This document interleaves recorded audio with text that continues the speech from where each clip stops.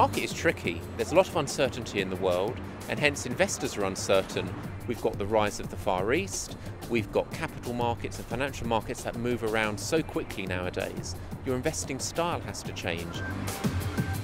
Multi-asset investing is really taking a classic investment approach to the next level. So it's talking about global equities, it's talking about global bonds, it's also talking about cash, but it's talking about other things as well, and looking at investing in other areas. Areas such as commodities, such as property, such as alternative investments like hedge funds, and actually reflecting really the world that we live in today, which is much more complex than perhaps a generation ago. When we look at the world today, we see too much debt in the West, we see the rise of the East, i.e. we see all those old certainties being ripped up and basically are changing.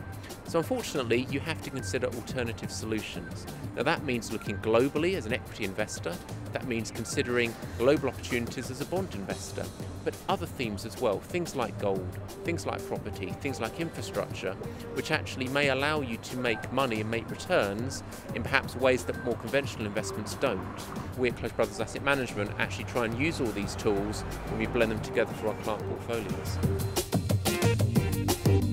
Multi-asset investing is very important to us and to our clients. The ability for a fund manager to invest into a wide range and diverse asset class base involving equities, bonds, currencies, etc. all really is crucial to what we would consider a modern day fit-for-purpose investment strategy. The close team are people for us who share collective and similar values. They share our ideals and expectations on best practice. They share our vision on how investment management should work for clients who demand performance and security as paramount factors. When I look at the world today, there's no doubt the biggest theme is the rise of the East. So naturally that takes you towards Asia.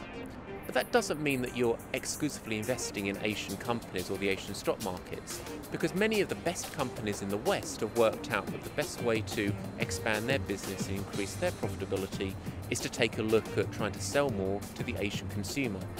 So consequently, you've got companies in the UK market who are doing that.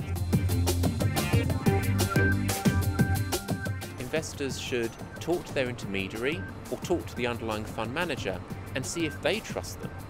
Because if you can't apply the white of the eyes tests, then, in my opinion, you can never have full confidence over the investment you're making. Just like when I look at companies or speak with management teams, that's what gives me confidence to invest.